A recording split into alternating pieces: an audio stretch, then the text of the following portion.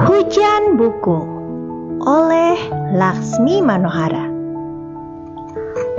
Pak Lodi dan anak-anak desa Soluna sudah ramai berkumpul di taman. Namun Bilbil belum juga nampak. Bilbil adalah raksasa baik hati yang tinggal di atas bukit tak jauh dari desa. Rumah Bilbil penuh dengan koleksi buku. Bilbil sangat pandai membacakan dongeng. Karena itulah, Pak Lodi, sang guru sekolah, meminta Bilbil menghibur anak-anak desa. Setiap bulan di hari ke-12, Bilbil biasanya akan membacakan dongeng dari salah satu buku miliknya. Di hari lain, Bilbil akan membantu penduduk desa membajak sawah atau membangun bendungan. Namun kali ini ia tidak muncul. Anak-anak desa Solanurus kecewa. Pulang saja yuk, mungkin Bilbil lupa atau dia ketiduran, kata Benina setelah 1 jam berlalu. Sebagian besar anak ingin mengikuti Benina pulang, namun Pak Lodi menahan mereka. Jangan pulang dulu anak-anak, mungkin Bilbil sedang sakit. Ayo kita tengok ke rumahnya. Benina dan anak-anak lain akhirnya mengikuti Pak Lodi pergi ke rumah Bilbil.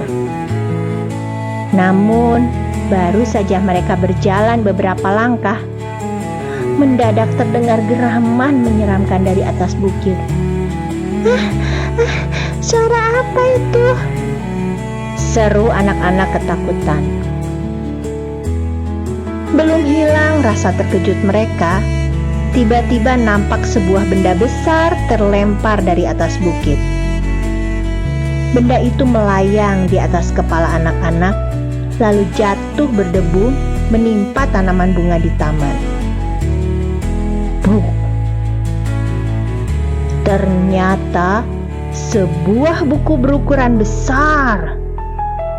Berikutnya, buku-buku berukuran besar juga terus-menerus terlempar dari atas bukit, bagaikan hujan.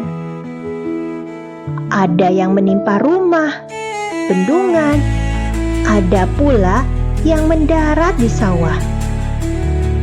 Penduduk desa keluar dari rumah masing-masing. Mereka berlarian dan berteriak. Baru kali itu ada hujan buku raksasa yang memporak-porandakan desa. Geraman itu seperti suara Bilbil. Mengapa Bilbil tega menghancurkan desa kita?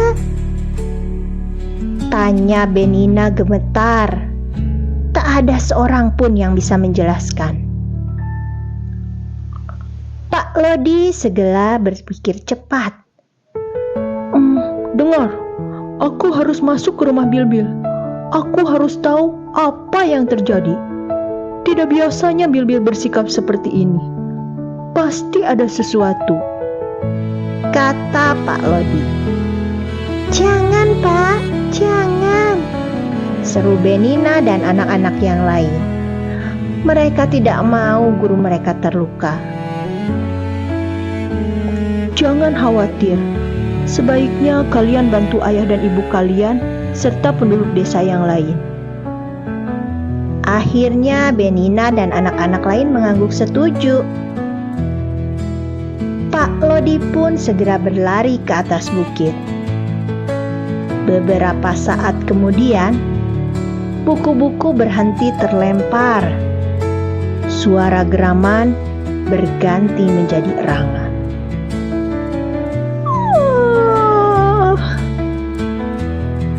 Pak Lodi lalu masuk ke dalam rumah Bilbil melalui celah kecil di bawah pintu.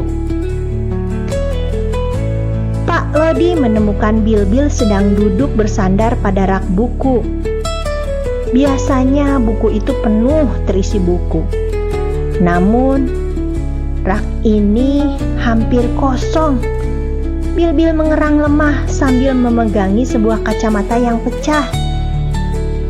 Bilbil, Teriak Pak Lodi. oh, siapa itu? Seru Bilbil terdengar serak. Kepalanya celingukan. Matanya menyipit mencari asal suara. Ini aku, Lodi. Seru Pak Lodi. Akan tetapi, Bilbil tampak tidak dapat melihat dengan jelas. Tangannya meraba-raba lantai. Pak Lodi berjalan mendekat dan menyentuh tangan Bilbil. Lalu membiarkan dirinya diangkat sampai di dekat mata raksasa itu. Setelah melihat Pak Lodi dari jarak dekat, barulah Bilbil bisa melihat, walaupun masih agak buram. Mengapa kau tidak datang ke taman hari ini? Mengapa pula kau melempar semua bukumu?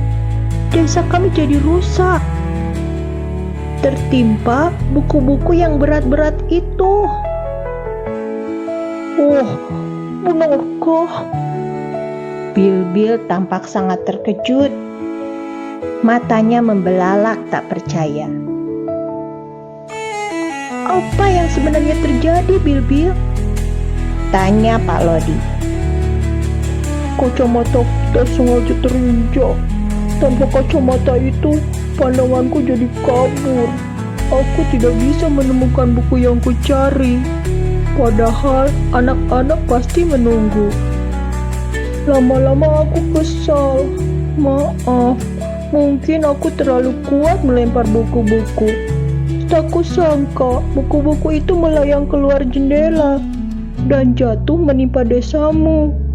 Maafkan aku. Jelas Bilbil penuh penyesalan. Apa yang harus kulakukan sekarang? Sebaiknya kau minta maaf pada seluruh penduduk desa Soluna. Kau membuat mereka ketakutan. Kau juga harus membantu mereka memperbaiki semua kerusakan.